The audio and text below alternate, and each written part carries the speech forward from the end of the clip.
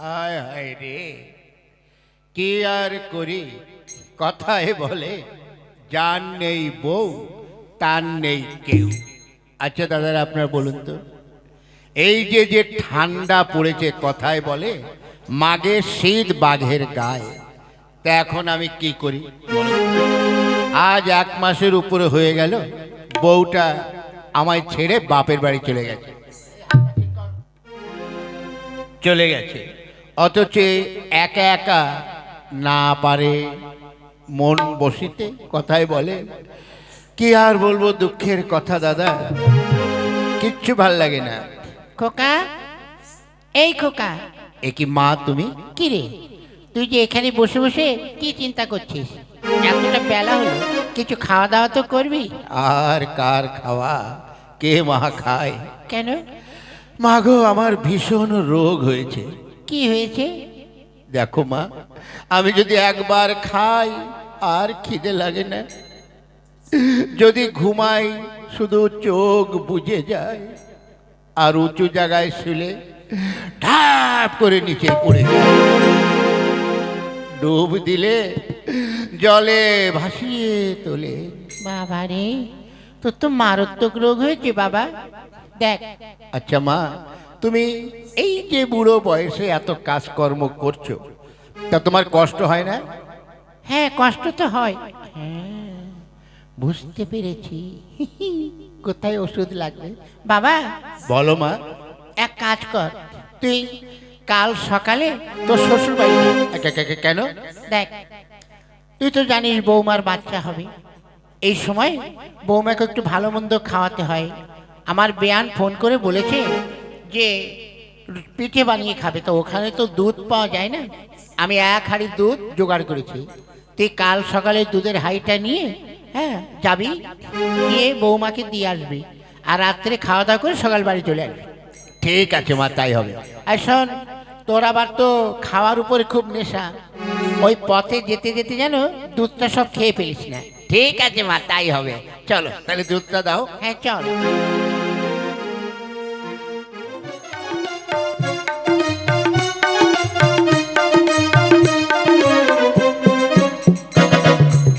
ওরে বাবা, আহ আজ চলতে পারছি না।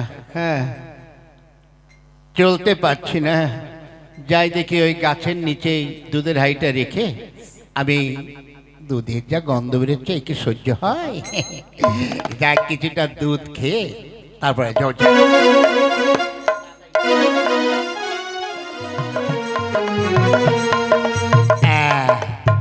দুধ খেয়ে সাবার করেছি, আর অল্প একটু আছে। যাক, এইবার হাইটাকে রেখে একটু বিশ্রাম করি। হ্যাঁ, এ কি দুধের মধ্যে দেখছি বিশাল সর হয়েছে। এই তো সাদা সাদা সর, এটাও খেয়ে নি, সর বলে কথা, খাই।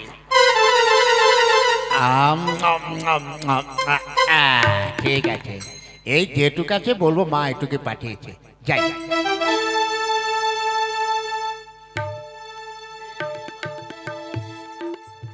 কিরে খুকি, জামাই আসার কথা?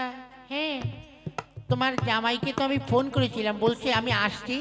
আসছে না, এই যে এসে গেছি। এ কি বাবা, কি আছে? মা এই দুধ পাঠালো, আপনার মেয়ে নাকি পিঠে খাবে। হ্যাঁ হ্যাঁ, ঠিক আছে, তোমরা বসে গল্প করো, আমি যে পিঠে তৈরি করি। হ্যাঁ। গিনি রে, কি? হাই, ওরকম করছে কেন, কি হয়েছে? বুঝতে পারছিস না যে 1 মাস পরে তোর কাছে এসছি? এই একটু কাছে আয় না। আরে এখন নয়, সময় হলে নিশ্চয়ই আসবো। এই গিন্নি, এতদিন পর আমি তোর কাছে এলাম, একটু আমার। ওরে বাবা, ঠিক আছে, তাহলে তুমিই খাও। ঠিক আছে। এই দেখ, তোমার মুখ সরাও। কেন? তোমার মুখ দিয়ে শুধু বিড়ির গন্ধ বেরোচ্ছে। তা বিড়ি খেলে কি আর গাজার গন্ধ বেরোবে বল? গিন্নি, হ্যাঁ আজ কতদিন পর তোর বাড়িতে এসছি, হ্যাঁ। তাই একটুখানি আমাকে। ও, কিন্তু মা যদি শুনতে পাই? না, শুনবে না। তবে কাছে এসো। গুন গুন গুন কুঞ্জে আলো একে গুঞ্জন।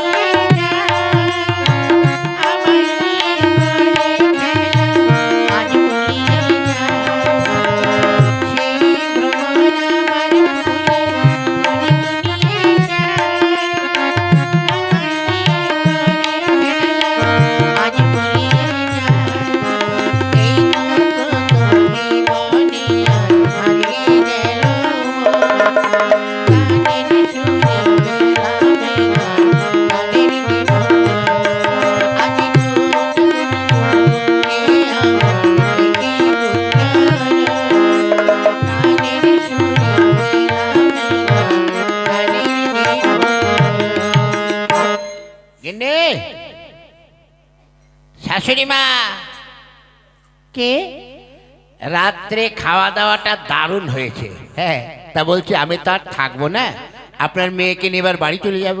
হ্যাঁ ঠিক আছে বাবা, আমি ভেবেছিলাম যে দুপুরবেলায় দুটো খাওয়া দাওয়া করে যাবে। না শাশুড়ি মিনা, রাত্রে যা পিঠে খাইয়েছেন, ও বাবা, ও, এখনো পেটের মধ্যে ভুটভাট করছে। হ্যাঁ ঠিক আছে, তাহলে আমি আপনার মেয়েকে নিয়ে চলে গেলাম। আচ্ছা এসো বাবা এসো। দুর্গা দুর্গা। যাই, গিন্নিকে নিয়ে এবার বাড়িতে চলে যাই।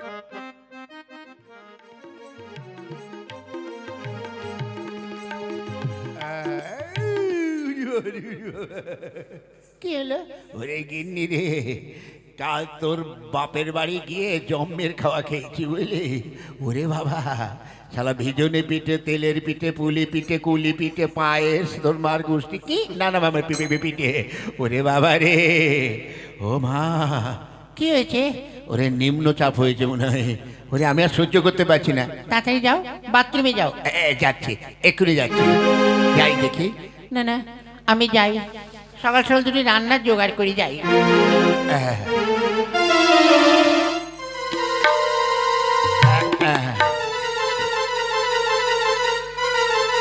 এই তো এখানেই ঝাড়ি।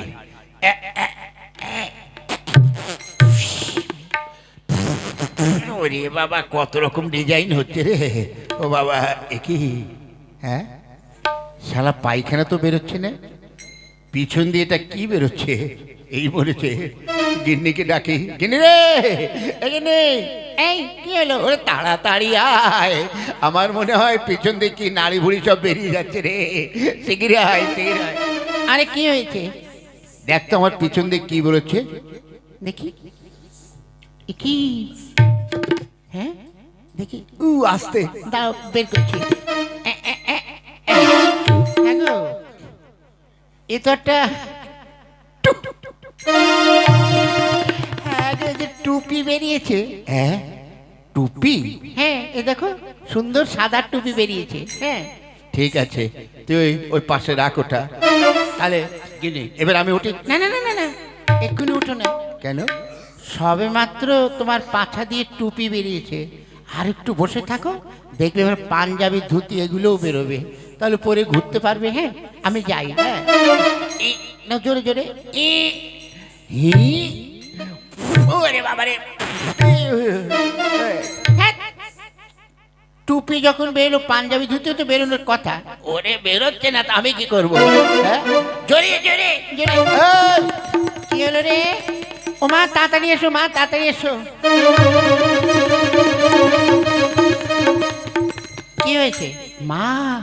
এই চেয়ে দেখো, তোমার ছেলে পায়খানায় বসেছে, পাছা দিয়ে হ্যাঁ টুপি বেরিয়েছে। তা আমি বলেছি আর একটু বসে থাকো, টুপি যখন বেরিয়েছে তখন ধুতি পাঞ্জাবিও বেরোবে, বুঝলে। টুপি কই? ওই দেখো পাশে রেখেছি। হ্যাঁ, হায় রে, এটা দিয়ে তো আমি ওই ওর দুধের উপরে আমি ঢেকে দিয়েছিলাম। হ্যাঁ, এই খোকা, তুই কি যাওয়ার সময় দুধ খেয়েছিস? হ্যাঁ মা, খিদে পেয়ে গিয়েছিল, দেখি কি দুধের উপরে বড় একটা সর। হায় হায় বৌমা, ওই যে যে সাদা ছোট্ট ধুতি দিয়ে আমি দুধটা ঢেকে দিয়েছিলাম, সেটা দুধের মধ্যে পড়ে গিয়েছিল। আমার মনে হয় ও সেই মানে ওই কাপড়টা খেয়ে ফেলেছে, ওই জন্য পাছা দিয়ে বেরিয়েছে। আমিও তো তাই ভাবছি যে ধুতি পাঞ্জাবি কি করে বেরোবে। ও তাই, হায় হায় রে, আমাদের সব বুঝতেও ভুল। হ্যাঁ সত্যি মা, মানুষ পৃথিবীতে এখন এমন বোকা আছে। আজ তুমি দুধ থেকে দিয়েছো যে সাদা কাপড়টা দিয়ে, সর মনে করে আমি খেয়ে ফেলেছি। পাছা দিয়ে বেরিয়েছে, শালা গিন্নি বলছে দুধ টুপি বেরিয়েছে, এরপরে আবার পাঞ্জাবি ধুতে বেরোবে। হায় রে আমার মানুষ, এই জন্য তো সবাই আমাদের বলে গ্রামের গন্ড মূর্খ।